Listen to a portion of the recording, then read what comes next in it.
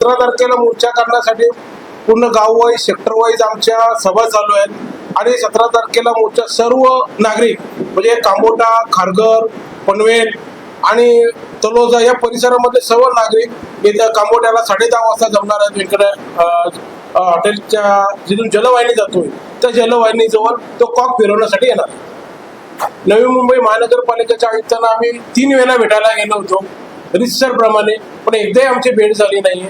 त्याच्यामुळे आम्ही त्यांना निवेदन त्यांच्या कार्यालयामध्ये देऊन आलेलो आहोत आणि या संदर्भात मी स्वतः महापौरांशी वैयक्तिक भेटून सुद्धा बोललो, दूरध्वनीवरून सुद्धा काल सुद्धा बोललो त्यांच्याशी आणि विरोधी पक्ष नेत्यांना सुद्धा भेटलेलो आहोत या संदर्भात सुद्धा.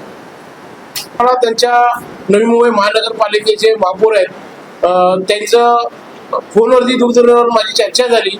त्यांचं म्हणणं तुम्ही एकदा गणेशजी नाईक साहेबांशी सुद्धा चर्चा करा. मी त्यांची चर्चा करण्यासाठी त्यांचंही निवेदन बनवलेलं आहे. मी आज भेटायला सुद्धा गेलो होतो सकाळी, पण मला समजलं त्यांच्या कार्यालयामधून आज कॅबिनेट मिटिंग असल्या कारणाने ते आज मुंबईला आहेत. तर आज पत्रकार परिषद असल्यामुळे मी त्यांना भेटू शकलो नाही, पण साधारण या 2 दिवसामध्ये त्यांची मी भेट घेणार.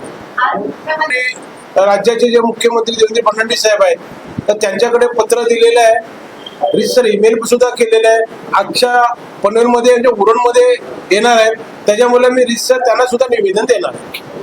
मध्ये पाहिले तर 100 MLD पाणी अतिरिक्त पाणी यांच्याकडे आणि काल आयुक्त नवी मुंबई महानगरपालिकेचे जे बाईट दिले किंवा वृत्तपत्रामध्ये माहिती मिळाली त्याच्यानुसार त्यांनी सांगितलं 85 दिवस पुरेल एवढं पाणी आमच्याकडे साठा आहे.